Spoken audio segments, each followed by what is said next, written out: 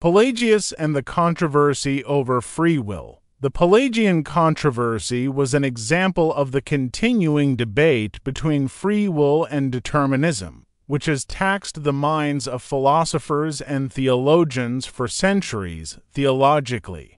The issue arises from the paradox between God's sovereignty and man's free will. Pelagius SC 419 was a British monk, probably with Welsh or Irish ancestry, who came to Rome around 400 and was shocked by the low moral state of the Church. He also objected to a prayer in Augustine's Confessions, "Give what thou commandest and command what thou wilt." Tim. This left all initiative in the hands of God, and removed all responsibility for personal holiness from mankind. In response, Pelagius began to preach a message giving more emphasis to man's efforts in attaining holiness, reminding them of their own responsibility and inherent ability to change themselves. This was in contradiction to Augustine's view that mankind could do nothing to help themselves, but were completely dependent on the grace of God.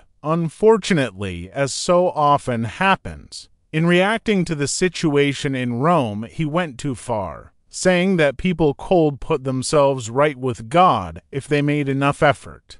This effectively removed the need for a supernatural act of God to achieve salvation, and severely weakened the concept of redemption by the death of Jesus. He denied the doctrine of original sin, saying that Adam was created as a mortal being, and that his sin only harmed himself. Children, he said, were born innocent, and sinned by following Adam's example. His views were supported and developed further by Celestius, one of his followers. From Rome, Pelagius moved to the east, where his teaching was received more sympathetically because the doctrine of grace was less defined. In the Eastern Church, the Pelagian teachers were given hospitality by Nestorius. Celestius went to Africa, where he was excommunicated in 411.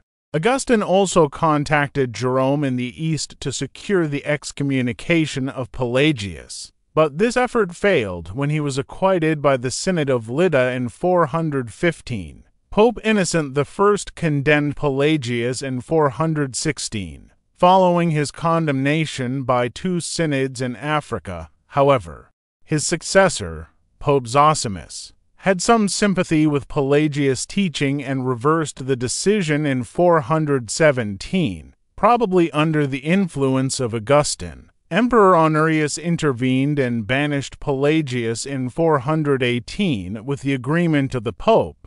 However, 19 Italian bishops refused to sign the condemnation. In 420, Pelagius died, and his teaching was finally rejected by the Council of Ephesus in 431. The debate continued after the death of Augustine and the decline of the North African Church, when southern Gaul, France, became the intellectual center of the Western Church. Some teachers there, like John Cassian, had difficulty in accepting Augustine's teaching on irresistible grace, as has most of the Church, saying that man's free will always remained free.